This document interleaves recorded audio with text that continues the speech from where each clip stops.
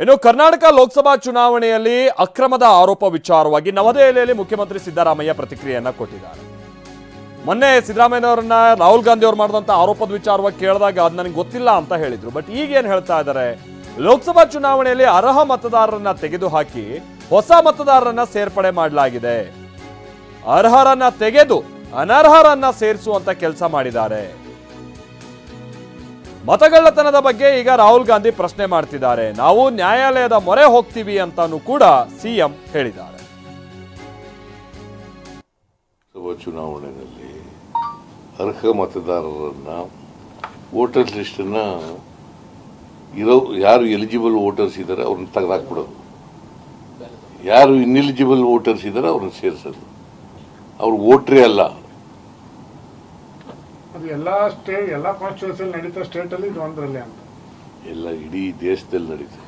ಹಾಗಾದ್ರೆ ಕಾಂಗ್ರೆಸ್ ಬಿಜೆಪಿ ಅವ್ರು ಹೇಳ್ತಾರೆ 9 ಹೆಂಗ್ ಗೆಲ್ತು ಕರ್ನಾಟಕದಲ್ಲಿ ಈ ತರ ಇಲ್ಲಿ. ಹಾಗಾದ್ರೆ ಇದು ಹೆಂಗ್ ಸೋತು ನಾವು? 8 ಔಟ್ ಆಫ್ 8 ಕಾನ್ಸ್ಟಿಟ್ಯೂನ್ಸಿನಲ್ಲಿ ಯಾವುದಾದ್ರು ಸೆಂಟ್ರಲ್ ಕಾನ್ಸ್ಟಿಟ್ಯೂನ್ಸಿಲಿ ಮಹದೇವಪುರದಲ್ಲೇ ಒಂದರಲ್ಲಿ ಯಾಕೆ ಸೋತು ನಾವು? ಕಳೆದ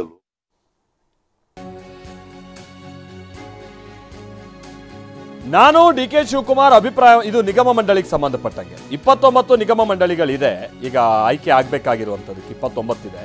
ನಾನು ಮತ್ತೆ ಡಿ.ಕೆ. ಶಿವಕುಮಾರ್ ನಮ್ಮ ಅಭಿಪ್ರಾಯವನ್ನ ಹೇಳಿದ್ದೀವಿ, ಉಳಿದದ್ದು ಹೈಕಮಾಂಡ್ಗೆ ಬಿಟ್ಟಂತ ತೀರ್ಮಾನ ಅಂತ ಸಿದ್ದರಾಮಯ್ಯನವರು ಹೇಳಿದ್ದಾರೆ.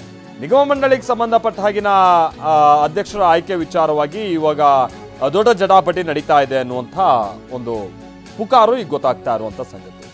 ಆಮೇಲೆ ನಡ್ಡಾಗೆ ಯೂರಿಯಾ ಬಗ್ಗೆ ನಾನು ಪತ್ರವನ್ನ ಬರೆದಿದ್ದೀನಿ ಅನ್ನುವಂಥದ್ದನ್ನ ಕೂಡ ಮುಖ್ಯಮಂತ್ರಿಗಳು ಹೇಳಿದ್ದಾರೆ. ಯೂರಿಯಾ ವಿಚಾರವಾಗಿ ಈಗ ರಾಜ್ಯದಲ್ಲೆಲ್ಲ ಬಹಳ ಸಮಸ್ಯೆ ಆಗ್ತಾ ಇರೋದನ್ನು ನೋಡ್ತಾ ಇದ್ದೀವಿ. ಒಂದು ನಿಗಮ ಮಂಡಳಿ ವಿಚಾರವಾಗಿ, ಎರಡನೇದಾಗಿ ಈ ಪರಿಷತ್ಗೆ 4 ನಾಮನಿರ್ದೇಶಿತ ಸ್ಥಾನಗಳ ವಿಚಾರವಾಗಿ, ಅದಾದ ನಂತರದಲ್ಲಿ ರಾಜ್ಯದ ಕೆಲ ಯೋಜನೆಗಳು ಡೆವಲಪ್ಮೆಂಟ್ಸ್ ಇದ್ರ ವಿಚಾರವಾಗಿ, ಅದ್ರ ಬಗ್ಗೆ ಎಲ್ಲ ಸಿಎಂ ಮಾತನಾಡಿದ್ದಾರೆ.